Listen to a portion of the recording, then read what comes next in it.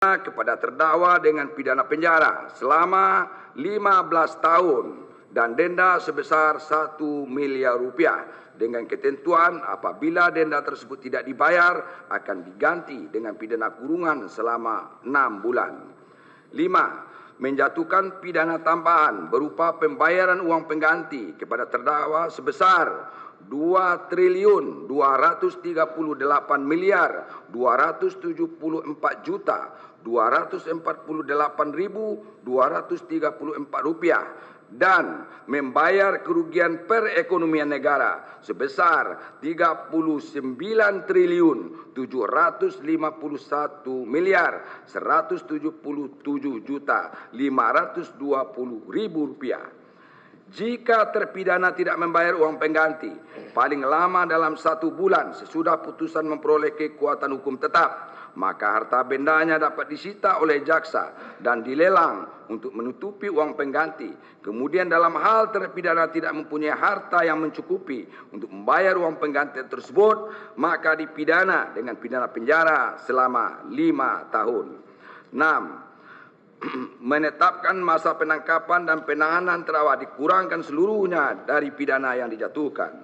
7. Menetapkan terdakwa tetap berada dalam tahanan. 8. Menetapkan barang bukti berupa 1. Barang bukti tindak pidana korupsi. A. Barang bukti fotokopi dokumen nomor urut 1 sampai dengan 1 Romawi sampai dengan nomor 37 Romawi tetap terlampir dalam berkas perkara ini. B. Barang bukti tanah atau kebun sawit nomor urut 4 Romawi, 5 Romawi, 7 Romawi dikembalikan kepada yang berhak dari mana barang bukti tersebut disita. Nomor urut 1, 2, 3, 6 sampai 6 Romawi dirampas untuk negara untuk membayar kerugian perekonomian negara. C. Barang bukti elektronik nomor urut 1 sampai dengan 8 Romawi dikembalikan dari mana barang bukti tersebut disita. 2. Barang bukti tindak pidana korupsi, barang bukti aset tanah bangunan nomor urut 1 sampai dengan 11 dirampas untuk negara sebagai uang pengganti kerugian perekonomian negara. B. Barang bukti kapal nomor urut 12 dan 13 Romawi dirampas untuk negara pengganti kerugian perekonomian negara. C. Barang bukti helikopter dirampas untuk negara. Barang bukti dokumen kapal D sampai E terlampir dalam berkas perkara. Barang bukti uang dan rekening nomor urut 20 dan sampai dengan 22 dirampas untuk negara untuk pengganti kerugian perekonomian negara. Barang bukti yang disita pada saat penuntutan, barang bukti yang diperoleh sebelum tindak pidana nomor urut 1, nomor urut sampai dengan nomor urut 19 dikembalikan kepada yang berhak dari mana barang tersebut disita atau kepada terdakwa. B. Barang bukti selama tindak pidana dilakukan nomor urut 1 sampai dengan 7, nomor urut 9, 18 dan nomor urut 24 sampai dengan 27 dikembalikan kepada yang berhak dari mana barang bukti tersebut disita. Nomor urut 8 dan nomor urut 19 sampai 23 dan nomor urut 28 sampai 45 dirampas untuk negara. C. Perkebunan kelapa sawit saat ini tidak aktif nomor urut 1 sampai dengan 2 dirampas untuk negara.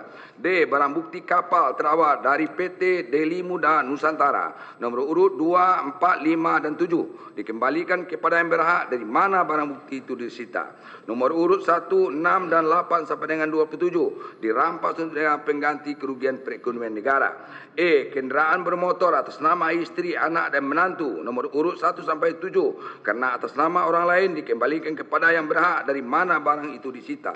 Aset berupa SID dirampas untuk negara untuk membayar uang pengganti kerugian perekonomian negara.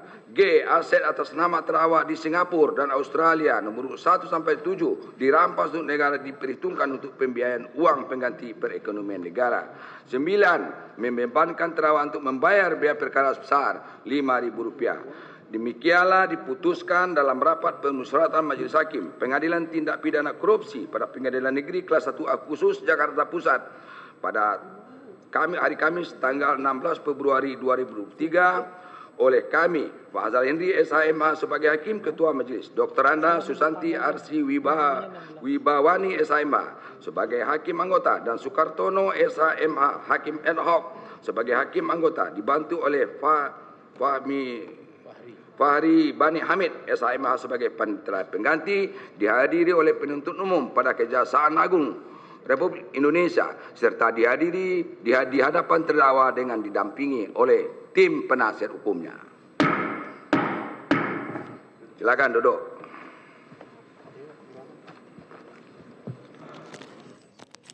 Oke Pak, sudah mengerti? Tadinya dituntut seumur hidup. Ya, betul. Nah, ini demi kemanusiaan aja. Bapak sakit-sakit, sudah tua lagi. Ya. Kami kurangkan itu alasan kemanusiaan. Tidak ada trik di sini. Ya. Ingat, kalau ada yang numpang-numpang, apa namanya? Nembak di atas kuda, karena itu. Baik, baru saja kita mendengarkan vonis yang dijatuhkan hakim kepada terdakwa Surya Darmadi, yakni pidana penjara 15 tahun dan denda 1 miliar rupiah dan bisa disubsidiar 6 bulan penjara. Tadi dinyatakan sah dan bersalah dalam korupsi dan TPPU dalam dakwaan primer 1 dan 3. Selain itu, Surya Darmadi juga dikenakan pidana pengganti sebesar 2 triliun 238 miliar 274 juta 248.234 rupiah serta pidana pengganti sebesar 39 triliun 751 miliar 177 juta 520.000 rupiah.